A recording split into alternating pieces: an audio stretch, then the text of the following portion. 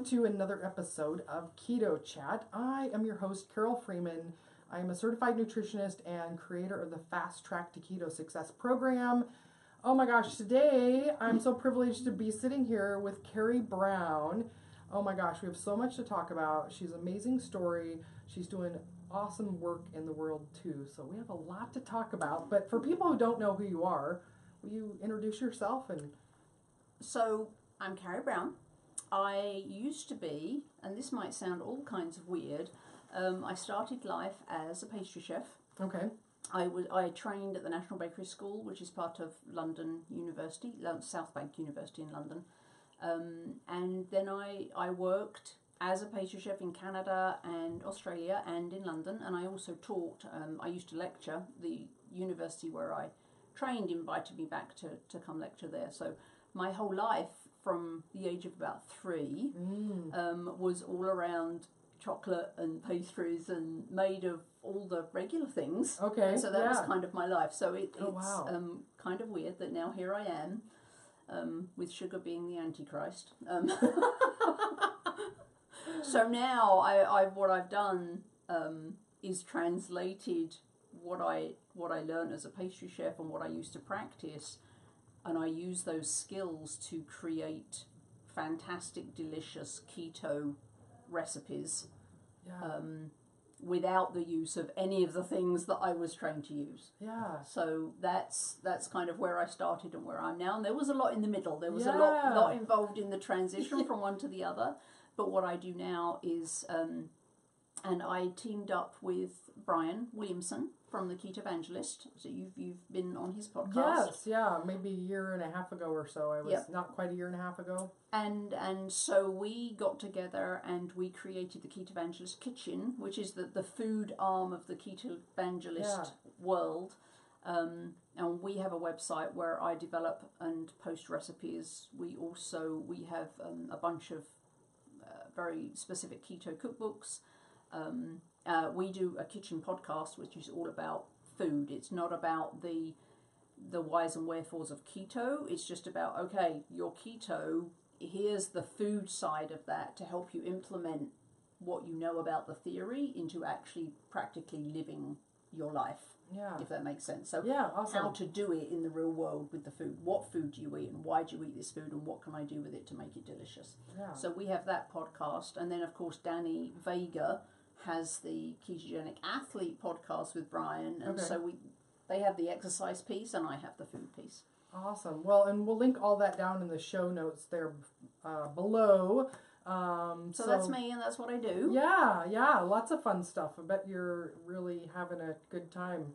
I love making stuff up in the kitchen, and I love I love the challenge. One of the things I've become known for is keto ice cream. Okay. Because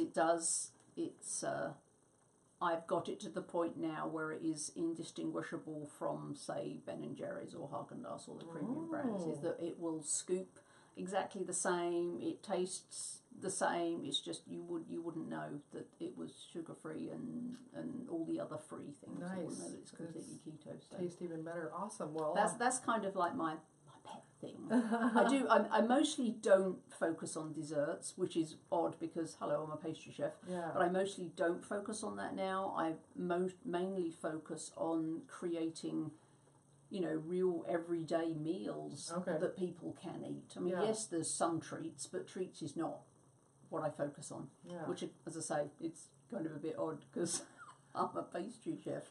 Well, but that's not what people need day to day. Well, I'm going to ask you, we're going to dive into your story here in a minute, but I just got to ask you this question that's coming in my mind. And I have some culinary training myself. I wasn't ever a chef, but at Bastyr, I took they have actually a whole nutrition culinary arts program. I took every class that I could in that as well. So I have some background. So you like cooking? I used to love it. And now on keto, I don't care about food so much anymore. Right. I'm like, oh, it's such a waste of time. It's really ironic. But I'm wondering if something, as a trained chef yourself, if some of the recipes and cookbooks that are out there kind of drive you nuts a little bit, where it's like this person obviously doesn't know anything about cooking. They can write a recipe, but it's obvious there's things they're missing. Does that kind of drive you nuts sometimes with recipes out there? more often than I would like to admit on air. Yeah. All right. Yes. We're gonna get along super good here. Like one of my real pet peeves is the use of, you know, people saying keto, this, that, and the other. In fact, I was on Pinterest for some crazy reason yesterday. I think I got a notification that someone was following our boards or something, and I went up, and in my feed there was this thing that said 3 keto ingredient chocolate ice cream, and I'm like, huh. And because I've spent years developing so I am an ice cream expert. Okay. I mean, I am. this wasn't something I just did for a month. Yeah. I have been working on and developing and making ice cream for years. I have made thousands of batches of ice cream. So I really do understand it. I know what I'm talking about. So every time I see this 3 ingredient keto ice cream, I'm like, I have this huge eye roll. And then I clicked on it. And the second ingredient was maple syrup. Oh. And I just wanted to break things. So that, I think, there's cookbooks and bloggers out there who, bless their hearts, they want to share, and they're trying their best. And for some people, just a home recipe is fine, right? I mean, there's different levels of what people want. But what really makes me want to scream is where it's touted as keto. The second ingredient is maple syrup. Yeah. Or, what was it? It was maple syrup, or you can use, I don't know, some other sugar. Agave or something. And I was just like, stop it already. Just because, there's so much misinformation out there about keto that people who are hearing about it, they get so confused, and they see things like this recipe and they go, okay, sugar's bad, but maple syrup's clearly okay, because this says it's a 3 ingredient keto ice cream, so this is all right. And so that's actually, it's really hurting people. But there's people out there that are creating recipes, either don't know what they're doing, or don't understand keto, or just want the hits because of the advertising. They just want the hits. So they put keto in the title to get the hit.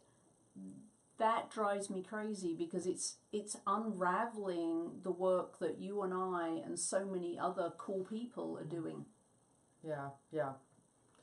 So that's what really makes me crazy. Yeah. Oh gosh, there's there's a lot along those lines, but I want to dive now into your story of how you found keto and what it's done for you, because it's been a remarkable transformation. And before we turn the recording button on, I was talking to her about it. So we were both at KetoCon. We both live in the similar area here in the Seattle area. We were both at KetoCon though, and Carrie was one of the speakers there, and I did not get to hear her talk, which means I get to hear this story fresh now. Hopefully I'll try not to cry. I don't have the tissues ready on here. Oh, I do have some tissues ready over here. So, but it's remarkable, and the message, your story of transformation and healing, and one of the reasons I tell my story is that people are in desperate places with their health. There's a lot of different things going on out there, and there's a lot of hope of what a keto diet can do to help people with a lot of different things. And so it's really important to get these stories out, because I haven't heard your story, but I can only imagine there was a lot of not hope in your past, right? So there's an awful lot of not hope in my past. So share with us. One thing, and this is, keto's been found to be great for so many things, but I think it's become most famous lately for its ability to help people achieve weight loss or fat loss that they've never been able to achieve before. And so I think keto is becoming synonymous with fat and weight loss. And I'm out here going, that's awesome. But it's also really good for, and my pet thing is mental health issues. Because my story is that I have bipolar 2, and that's why I found or went onto a keto diet, and it was actually Dr. Ted Naiman, who you've interviewed before, who is awesome. He actually, I was writing a cookbook about beverages, and they were actually all keto, but this was before I was keto, but they're all sugar-free, so they actually are all keto.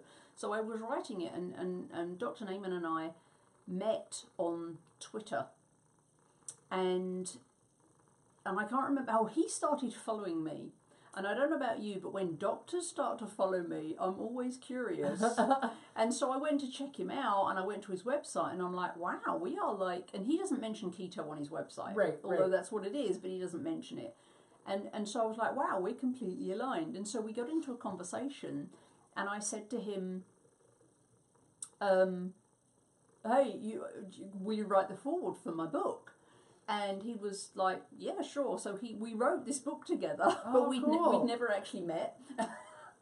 And then after I'd finished writing it, we published it, and I emailed him and I said, hey, we published a book together. We should probably meet, maybe, have coffee. I mean, so we did. And it was during that conversation that we talked about the fact that I had bipolar. And he said, I can help you with that. And so that's how I met Ted, and that's how my keto journey started. But to back up why I was looking for something else, I had, back in March 2013, I had I don't know what you call it, I had a mental break, I had something. Anyway, my head went really badly sideways, and I ended up, the police were involved, and I ended up in handcuffs in the hospital, and managed to get myself out of that situation. Shortly thereafter, I was actually diagnosed with bipolar 2. Okay. So before then, no knowledge of... I have been depressed my entire life. Okay. I've never known life without depression. I don't remember a time before that. Okay. So depression was my normal. Okay. That was just what life was. And I had, and the people around me were of the, oh, snap out of it, or, just sort yourself out, or stop being so miserable, or, that kind of thing. And of course, back then the stigma was even worse than it is now. Yeah. Do some more positive affirmations. Right. And just sort yourself out, and stop being such a pain in the rear. Right? But I spent a long time trying to figure out why I thought the way I did and why I behaved the way I did. But I could never, it didn't matter what I did or what I tried, I could never get the depression to shift. It was just always there. And so I grew up feeling broken and unlovable and unfixable and all of that. And so that was my whole life. Then I had, after I was diagnosed as bipolar 2 in 2013, so 3.5 years ago, I was then required to see a psychiatrist every week. I'd been in psychotherapy for years. I mean, since I was in my late teens, in an attempt to figure out why do I feel this way, and why do I do all this dumb stuff, and why can't I snap out of it? And so I had been in psychotherapy for like 10 years when this breakdown happened, and my psychotherapist said, you need to see a psychiatrist, otherwise I can't treat you. I mean, we can't have you, having breakdowns and being in hospital and all of that. So I was diagnosed with bipolar 2, and I went on this like merry-go-round of psychiatrists and doctors and therapists, and they were trying to figure out what medication to put me on. right? And so they tried something for 2 weeks, and I ended up feeling like a zombie. And they put me on something else, and I became violent. And they put me on something else, and I became suicidal. And it was just like this endless circus of trying to find a drug that would keep me stable. And so just to clarify, and bipolar 1 and 2 is a newer diagnosis that, you know, even 10 years ago or 5 years ago, I think they didn't even have the different versions of it. But, right. So I'm bipolar 2, which is down the depressive end. Okay. So my mania is not the crazy, you know, sex, drugs, rock and roll, driving at 80 and a 30 and none of that crazy behavior. Which is considered bipolar 1, right? Right. Yeah. Now, so my mania showed up as hypermania, and it was actually kind of cool because I became incredibly productive. I would write a cookbook in 5 weeks, kind of. So that was good. Well, in my mind, that was good. My therapist, not so much. But yes, so my bipolar is down the depressive end. Okay. So after I'd been on whatever anti-bipolar medication they had me on, despite being medicated, I became suicidal. And I spent 8 months being suicidal 24/7. I mean, it was just, and the video, which we'll link to, if you watch that, I describe what that was actually like. It was horrible. And it was definitely not anything that I could snap myself out of or talk myself out of. And so after 8 months of that, they put me on lamotrigine because nothing else had worked. So they put me on lamotrigine. And 3 days later, it was like someone had switched the lights on. And it was fantastic. And I was happy. And life was great for 6 months. And then I became suicidal. And they doubled the dose. And then I was happy. And it was all good for 6 months. And then I became suicidal. And then they doubled the dose. At which point I kind of lost it and got really mad and said, this is BS. I can't spend the rest of my life wondering when the other shoe's going to drop, becoming suicidal, maybe killing myself if I'm not, you know, with the right people at the right moment when that happens. And I can't just keep living on these ever-increasing doses of these chemicals that are also giving me side effects that I don't like. And nobody is asking the right questions. There's no critical thinking going on. Nobody is saying, why do you have bipolar? Nobody's asking, where did that come from? Why 3.5 years ago did your world suddenly go sideways? So I fired everybody. And that was the same time as I met Ted Naiman. And so bipolar was finding out what the root cause was and fixing it was uppermost in my mind. And I met Ted, so it was like this perfect storm of everything came together. So I met Ted, and I also decided to start looking at genetics because I wanted to know, am I bipolar because it's genetic? Am I bipolar because it's something I'm eating? Is it something environmental? Is it just the way my parents treated me when I was growing up? What is it that caused me to be bipolar? Because if we can figure out what caused it, maybe there's a chance that I can fix it, which is kind of big thinking.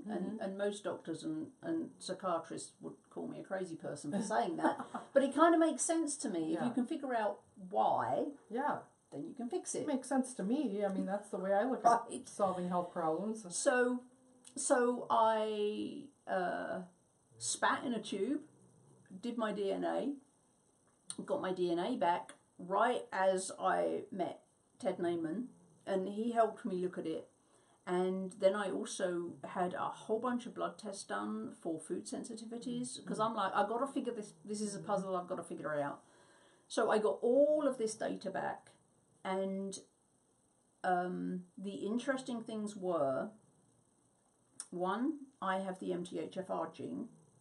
So that's and you could probably explain it better than me, but in layman's terms, that's a genetic mutation.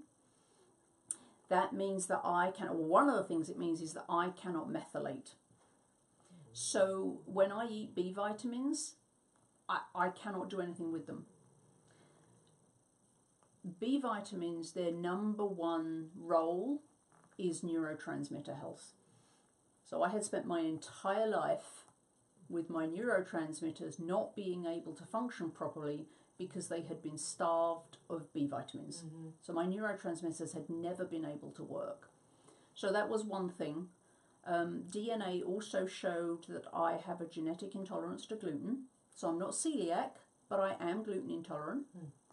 And of course I've been eating gluten all this time, not knowing... How can you make a pastry without it? Right, not knowing that it was damaging me and more than likely damaging my brain. We also found that my serotonin and dopamine pathways were broken in about 40 different places genetically. Mm. And as you know, serotonin and dopamine are responsible for mood balance. Mm-hmm. Hello. Mm-hmm. Mm-hmm. So it was really... Oh, and the other key thing was that I have a very reduced ability to detoxify. Mm. So normal people, where everything's working properly, you know, your liver is detoxification station, and and all of the crap that we eat gets dealt with appropriately, and off it goes. Well, I have a very reduced ability to do that. So not only with all these things not working, and I'm eating gluten, I'm eating other things that are affecting me, I can't detox from that like most people can. So if you add all those things together, it was really no surprise that at some point my brain, something was going to happen.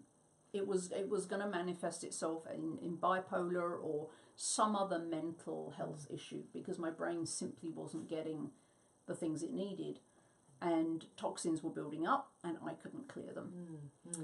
And then I saw Ted, and he said, I can help you with your bipolar. So he put me on a ketogenic diet, which was I had been eating very low carb and gluten-free, sugar-free for a few years at that point. And what got you on that path? That actually started because of weight loss. Okay. I was going to guess that, but you know, that's mostly because I've never been, I mean, the most I've ever been is 168 pounds, which, you know, so I've only ever been a little bit overweight, but it got to the point where, I think it was about 6 years ago, I suddenly realised that it didn't matter what I did, I couldn't make my weight change. And so I tried everything, you know, ate more, ate less, ate lettuce, cycled 7 miles a day. I mean, did all the things. Right? You must have heard this story a million times from all your clients, is that it doesn't matter what you do, nothing happened. And so I read Gary Taubes. Okay. I had major surgery and I had 2 weeks off where I sat in bed with all my cats. And I read Gary Taubes' Why We Get Fat and What to Do About It. And that was what started me on the low carb. And so I was already low carb and, for the most part, gluten-free when I met Ted. But of course, keto, it's not only for... And of course, I wasn't doing it for weight loss at that point. I'd already... My weight was all good. But for keto, it's not just about weight loss. It's the fact that your brain functions a lot better on high fat. And particularly for me, with a brain that was genetically broken, the fat was super important. And that was the piece that I was missing from my low carb days. Okay. And also the fact that finding out that I was actually intolerant to gluten meant that it wasn't even an occasional treat, right? I can't. Yeah. I just can't. Yeah. So all of that wrapped up. So I went to see Ted. I also engaged a naturopath who's here locally, and she was the one. So there was Ted, and there was Dr. Bull, who was helping me unravel all this DNA stuff, and then bathing my brain in healthy fats. And so 3 months after I went on a proper ketogenic diet, and about 6 weeks after I saw Dr. Bull, and we got me on methylated bees, removed the gluten and removed a whole other bunch of things that I was intolerant to, because I also had leaky gut and adrenal fatigue and blah. We sorted all that out. So 6 weeks after that, Ted said, we're going to take you off the lamotrigine. And I was terrified because when I ran out of lamotrigine once, it took me a day and a half before I became suicidal. And so I was like, and he's like, you can go cold turkey. And I'm like, no, let's not do that. Oh, wow. So we actually, over the course of a week, so I went down to half a dose for 2 days and nothing happened. So I went down to half a dose for 2 days, nothing happened. Then I went down, and so over about 10 days. That's actually really, really remarkable, because most people weaning off of any kind of,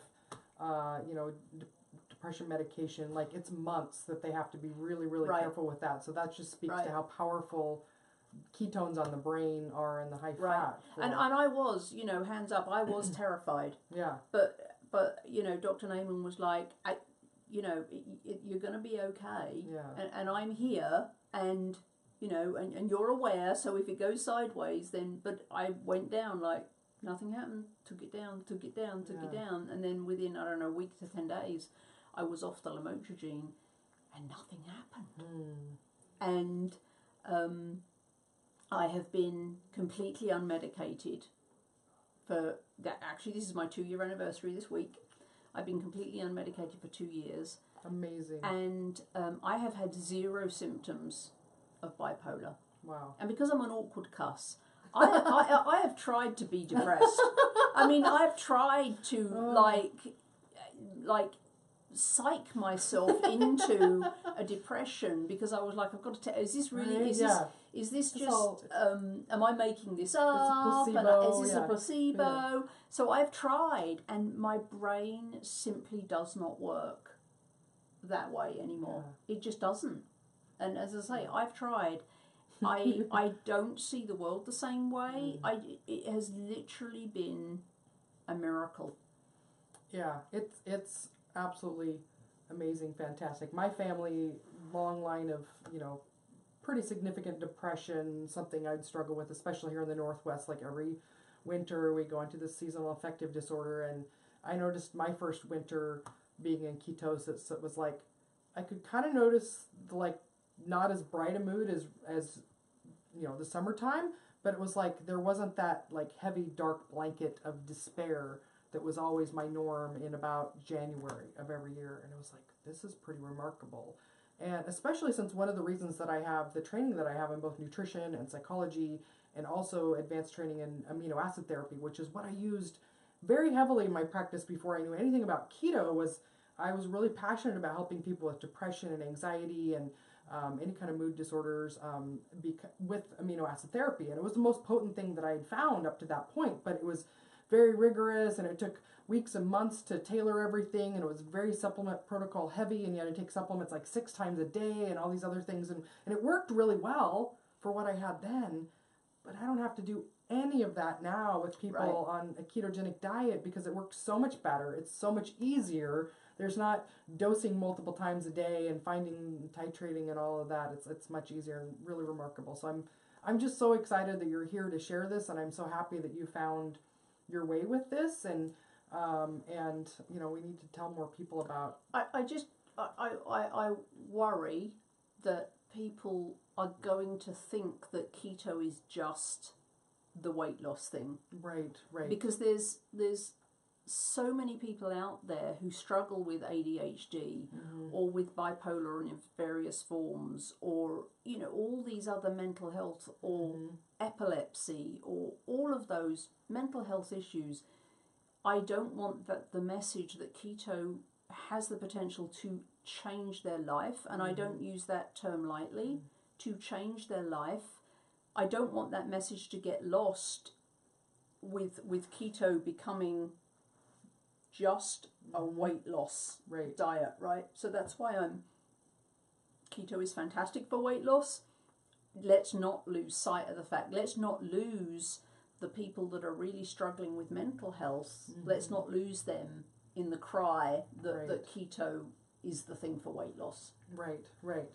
Yeah, and so that's why I like to talk about bipolar.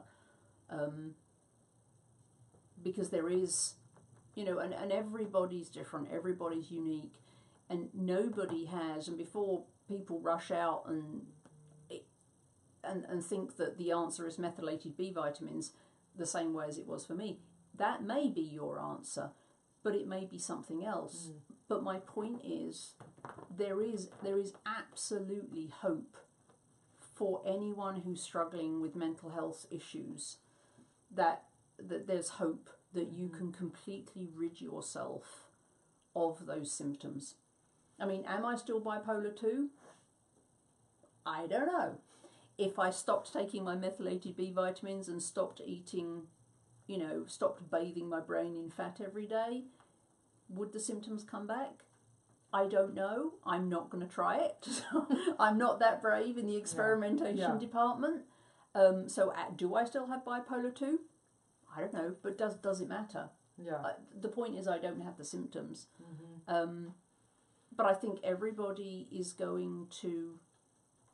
everyone's going to have different little variations. I don't think bipolar 2 is necessarily always caused by my specific combination of genetic wrinkles and environment and foods. But I am completely convinced that you don't have to suffer. You may have to do a bit of work to find out exactly the nuances that are broken in you, but I think keto is an incredible help. I know we have, Brian and the Keto Evangelist team, we have, I don't know, it must be between 400,000 and 500,000 people in our various Facebook groups. And every day I see these stories of people who have mental health issues who are no longer suffering. And for me, if I can help one person stop being suicidal, then, it's all been worth it. But as I say, I just don't want keto to become only known as being good for fat loss and weight loss. Yeah. And, some of the critics out there are saying like, well, it's not a cure-all for anything. But the truth is it does a lot of things. And, my position is that a lot of the ills that we're suffering and symptoms and, especially the people that I work with, they don't just have like weight problems. They've got like 10 other things in their body that aren't working right and symptoms, even though they say they think they're healthy. There is an underlying cause. I mean, we're coming through a time where we were told fat was bad for us. We should eat lots of carbohydrates, and we've got excessive amounts of refined sugars and carbohydrates in every corner. And, that ends up being, underlying cause, or at least very good at reversing all these things that we have going on. So that's why it's good for so many things, is that there's commonality in the underlying. It is, but I think in some cases, keto, for example, the people who are gluten intolerant and don't know it, keto automatically, by definition, also fixes the problems you may be having from gluten intolerance that you don't even know about. Right. So I think there's, keto kind of brings with it, by removing a lot of the things from our diet, it might actually be being gluten-free rather than just the keto aspect of it, if you see what I mean. Might be, although I've seen a lot of people that go gluten-free and then they go really high refined carbs, because then they just eat all the, gluten-free breads and things like that. So Right. But I mean, psoriasis, for example. My psoriasis, I've had psoriasis since I was 11. I've seen specialists in Europe, in, America, wherever. None of them have been able to do anything for me. Now, my psoriasis is almost completely gone. Yeah. Is that keto? Is that healing my gluten intolerance? Is it, I don't really know, and I don't think anybody knows, but it doesn't matter. Yeah. Well, and each individual person's going to be different, but I've definitely seen, I've close friends that have had skin issues that go paleo gluten-free and their skin issue doesn't go away. So I know that keto helps even more than just gluten-free, but who knows what that one No, thing it does, is. And we see in our Facebook groups the number of issues that are resolved for people who move to a keto way of life. Yeah. as well as the weight loss, is absolutely incredible. You know, like little things like skin tags, right? Where have all my skin tags gone? Did everybody else's skin tags fall off? And, you know, things like that. Things that you weren't expecting. Yeah. The benefits we hear about are just unbelievable. Here's another one that seemed like totally unrelated that I've heard over and over and over again is, as a woman, urinary incontinence, right? We're told as we get older, you know, if you sneeze or laugh too hard, especially if you've had children, that's just a way of life. You just got to deal with it, right? That's gone away for me. You know, at least 4 other of my program members at one time, like we were on a coaching call and they were like, oh, this weird thing went away, right? My mother, who is 65 years old now, she's been doing keto for 2 months now. She's had urinary incontinence for, I don't know, probably 40 years. 8 weeks into keto diet's gone. Right. Right? It is. Seems like, how does that have anything to do and with when keto? somewhere on my website I wrote, I was doing updates. I was writing on my own blog, you know, the steps I was taking, kind of my whole journey, what I did with this doctor, what tests I did, what happened when I stopped eating all the food intolerance stuff. So I did this whole series, and I did a series of, you know, 1 month, okay, what has resolved, and my list of weird things, like maybe this is TMI, but whatever, body odor. Okay. I haven't used deodorant in 18 months. Oh. Because I don't need to. Right? Yeah. And it's just like, and I typically don't talk about that out loud because people are like, wait, what? I still shower. But I don't need to use deodorant because I have no body odor. My feet too. I mean, you know, I used to have stinky feet. My foot odor has completely gone. Why? I don't know. I don't care. Right?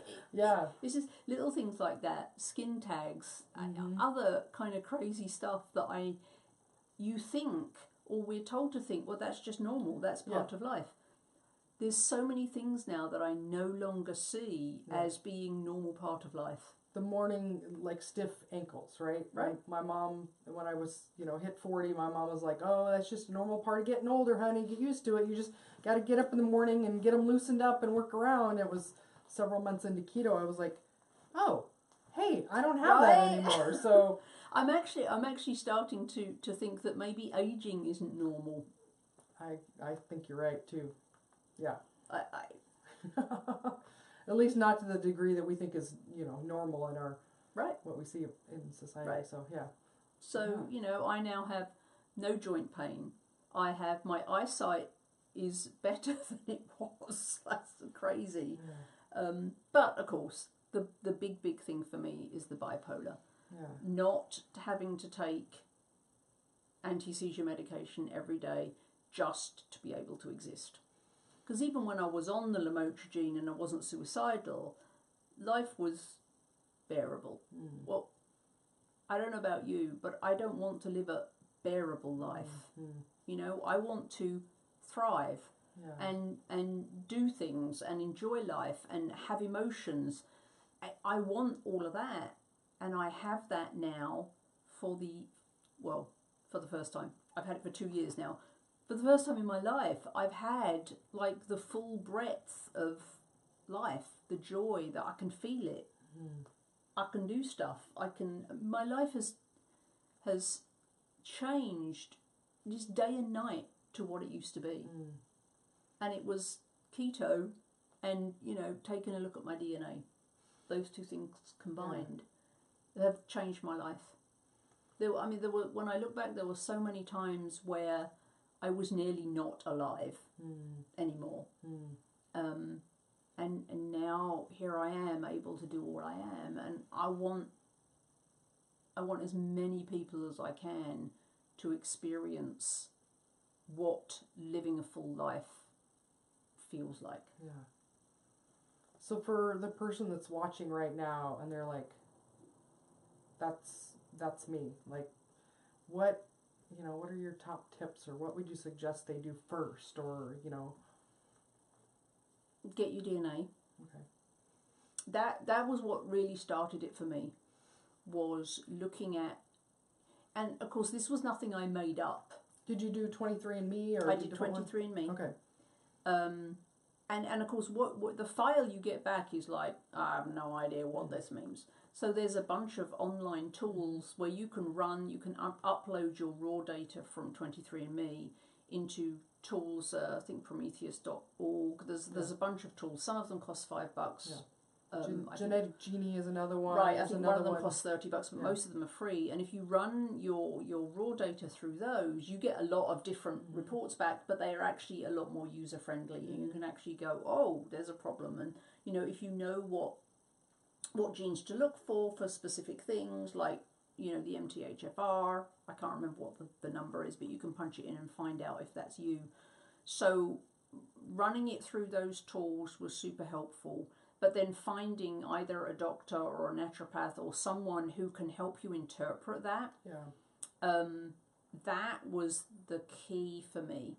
I think, and it actually is very, very important because there's a lot of skill and there's a lot of complexity in it, right? Because everybody's genetic variations create their own picture puzzle. And some people who have MTHFR genetic mutations need certain types of supplements, and other types of genetic variations, they need different kinds. And if you're taking the wrong one, it can make things actually make worse. Yeah. And also, and if you watch my talk, somebody asked me, what do you use? What methylated vitamins do you use? What supplements? What brand?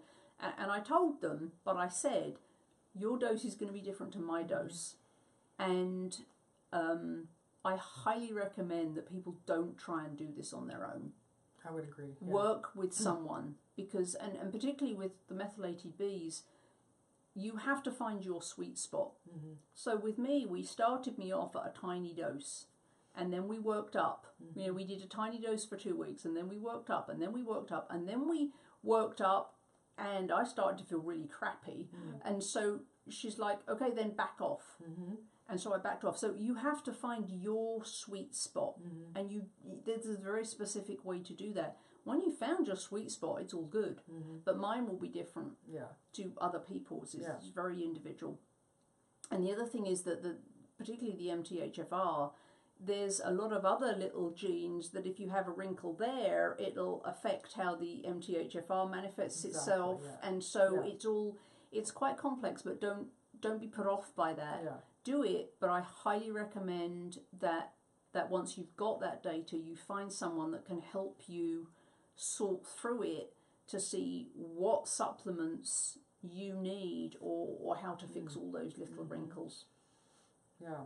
And I think, so one of the things that, as well as cookbooks and food posts, food blogs that make me crazy, and you too apparently, one of the things in the current environment is this sense that there's all these different camps. There's this camp keto this way and this camp keto this way, and it's very confusing for people who are trying to read about, because they'll go into one group and it'll say 200 grams of protein, and they'll go into another group and it'll say 200 grams of fat, and whatever, and all of these, well, this is how you do it and that's how you do it, and as long as your carbs stay under 20, you can eat whatever you like. You can eat a Snickers bar if it stays under 20. And so it's become very, very confusing for people outside trying to work out, well, is that keto or isn't it keto, or what am I supposed to do? And I think that confusion has got to the point now where people are actually going, okay, this is too confusing. I don't know what I'm supposed to eat. This person says that person says this. Mm-hmm. And so the two things, one is if we could get the message across that, as you and I have just talked about, everybody's an individual. Mm-hmm. There are some people for who eating crazy high fat and lower protein is the magic ticket. Mm-hmm. I know we have hundreds of people, thousands of people in our Facebook groups who have lost an unbelievable amount of weight and resolved an amazing number of issues eating crazy high, eating 1 protein to 2 fat. Mm-hmm. If I did that, I'd be the size of a house. So, and likewise, we also have thousands of people who do the reverse, who eat the same amount in grams of protein as fat. So it's 1 to 1, not 1 to 2. Yeah. And that is the secret sauce for them. And then you've got Dr. Naaman, who will recommend 2 or 3 to 1 protein to fat. Right. Yeah. But I mean, look at him. Yeah. Right. Right. And then there's you have to also add, you know, what's your history? Have you yo-yo dieted? That's going to change you. You know, what medications are you on? How old are you? I mean, there's so many variables. And my frustration is that these camps are just so, this is the one way. And it's not like that. Right. We're all individuals. And if we could just all kind of go, like Finney and Volek did, there's a range, right? 1 to 1 to 2 to 1 is you're probably going to be somewhere in there. But nobody can tell you where that is. You know, start here and then tweak it. You know, if you're eating 1 to 1 and you're not getting the results, try upping the fat, or try lowering the fat, or upping the protein, or whatever, until you find what works for you. Still within the bounds of keto. That's what the message I would like us all to be saying, rather than, if you're not eating 3 to 1, you're doing it wrong. Yeah. Yeah. And then all the people that are eating 3 to 1 are going, wait, but I lost 400 pounds. Wait, what? Yeah. And the reverse is too true. So it's just, if we could just all stop, if we could just all focus on helping people, rather than infighting about who's right, that would make me happy. Yeah, yeah, it's so true. And I mean, because we'd help more people that way. Well, and it's why you guys have a big coaching team. It's why I do what I do, is that it does really need to be tailored to each individual. You need somebody who's got that expertise that can help you fine tune that, because most people don't have the time or the passion in their life to figure out how to fine tune their own diet, right? Like it's a shot in the dark, and that didn't work, so they just give up. Or, so having somebody there to guide you, through that process and do it in a way with some experience, as you can know from, all the people you worked with, what's going to work for one person versus another, and guide people along the way. It goes a long way. And then having an expert medical team as well, especially if you've got anything else more complex going on. Right. That's really important. I just, and things like vegetables, right? Can I eat vegetables? Do I have to eat vegetables? And it's just like, some people I know who literally will look at broccoli and gain weight. Keto people will look at broccoli. Danny Vega's wife, Maura, she literally eats broccoli and gains 8 pounds. Right? And but she's hardcore, so she's done the experimentation right. So she knows that vegetables just don't work for her. Me, on the other hand, I eat vegetables and I melt. I mean, the fat just drips off me, right?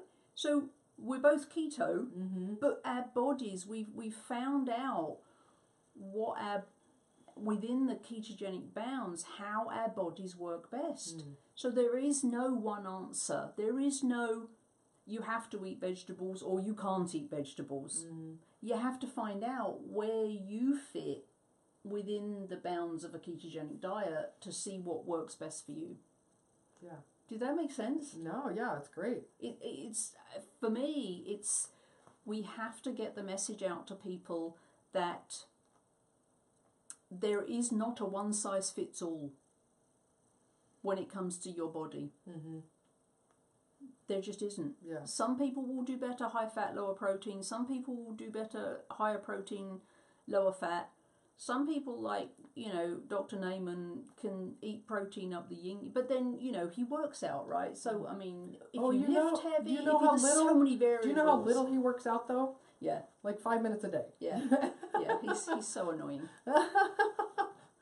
Oh, well, it's funny to see his before photos are starting to surface online. Have you seen those? He kind of looks like a very young Bill Gates in his before photo.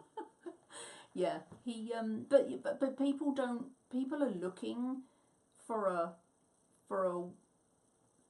just tell me what to eat. Right. If right. we could just help them understand that it's not that easy, and we can give you a place to start.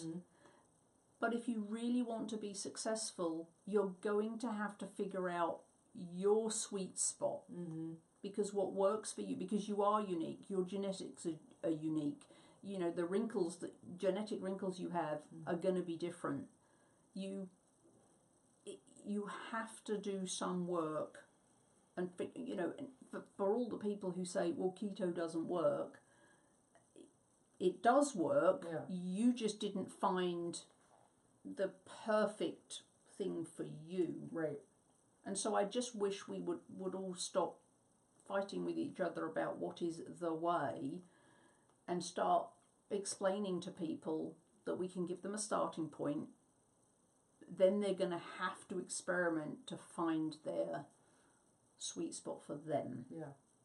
And, you know, vegetables are great for some people. They're not great for other people. More you know, all of those, right? It's unique. Yeah. Excellent. Excellent. Love it all. That's it. Yeah. That's my rant over. Yeah. Awesome. Well, I'm wondering, just kind of in wrapping this up, was there anything else that you were hoping I would ask you about, or that you were hoping to share with people watching? Of course, we can't cover everything in one interview, so. No, I think the uniqueness of us finding a tailored approach, and also mental health resolution, not getting lost in the media reporting that keto is for weight loss. I just don't want all the other benefits to get lost in the shuffle. So even if you're not looking to lose weight, keto is an amazingly healthy lifestyle, and there are a lot of people who are, as you know, and Ted Naiman used to call himself skinny fat. Ah. And he used to say, you know, he was never fat, but still that doesn't mean you're healthy. Just because you're thin doesn't mean you're healthy. And so keto can help with just a staggering array of issues, some of which you don't even know you have. Yeah. Like stinky feet. Who knew stinky feet was Right, not normal? Yeah, well, and I love that. So, you know, I'm going to challenge any of you watching this, wherever you're watching this from right now, just in the comments below, just give us a list of all the things that have gotten better for you since you've done a low-carb or keto diet.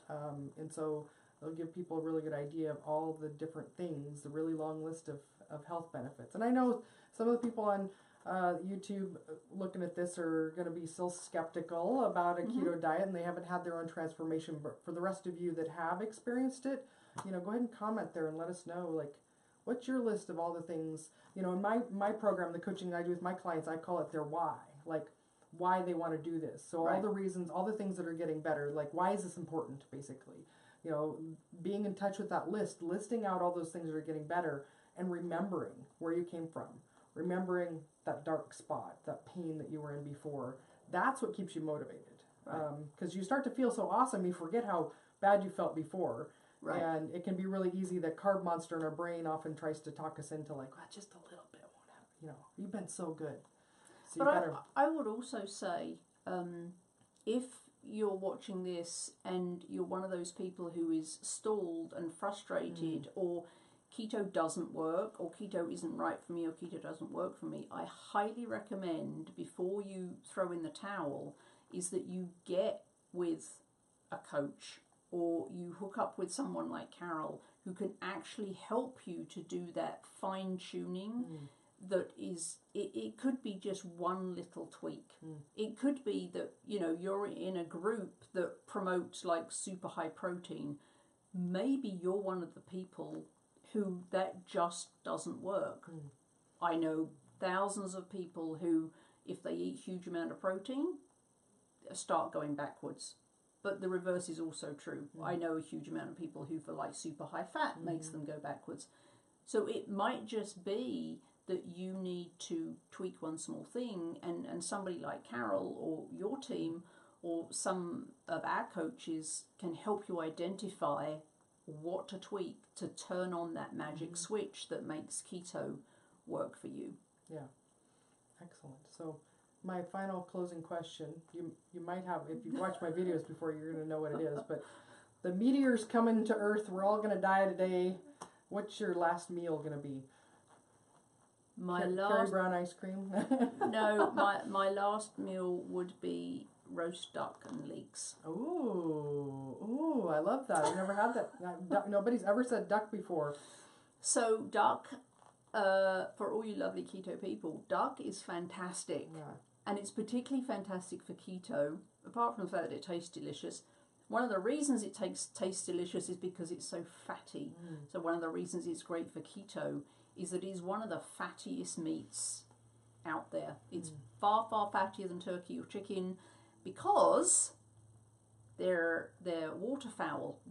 And the same as geese, waterfowl are super fatty because they have to insulate themselves because they're sitting in cold water all day. Oh, yeah. So they're super fatty. And one last kitty visitor here before we sign off. perfect keto meat. Okay. And it also tastes fabulous. Duck and leeks are the finest vegetable on earth. Nice, awesome. Leeks sauteed in duck fat. Oh, yeah, nice. Even better. All of the above. All right. Well, actually, I've got to ask because I can't remember. What did Dr. Naiman say? Do you remember? I don't remember. I'll have to go back and... I don't remember I'm sure either, it was a giant steak and butter and... I think he's some veggies on the side, maybe. But I'm pretty sure it was a giant steak with some butter on it. Oh, duck and leeks for me. Yeah. All right. Well, Carrie, thank you so much for being here. Thank you for sharing your story with everyone, and thank you for all the work that you're doing. I really appreciate the opportunity to let the world know about keto with mental health, rather than just keto for weight loss. Yeah, super important. Absolutely. Because you don't, in my experience, you don't have to suffer, and there is hope. And if either of us can help you find that way, we would genuinely love to do that. Yeah. Thank you again for being here. Hey, if you've enjoyed this interview, which how could you not? Give us a thumbs up. Subscribe if you want to see more interviews. Please share this as well if you know anyone who's afflicted or suffering needlessly. Please share because there's hope. There is. There's hope. There really is hope. I never imagined living my whole life with various levels of depression and then the bipolar. When I was in it, I never imagined that it was possible to live the life I'm living now. It was literally like, this is my life. I am broken. There's nothing I can do about it. I just have to figure out how to, drag my butt through every day. I thought that was my lot. It turns out I was wrong. And I would love for anybody out there that feels that way to figure out how to find the joy and get the life you deserve back. Because you can. I absolutely believe you can. Yeah, so true. Well, thank you again. Thank you for watching. We're going to sign off for now. So thanks for watching. We'll see you next time. Take Bye. care.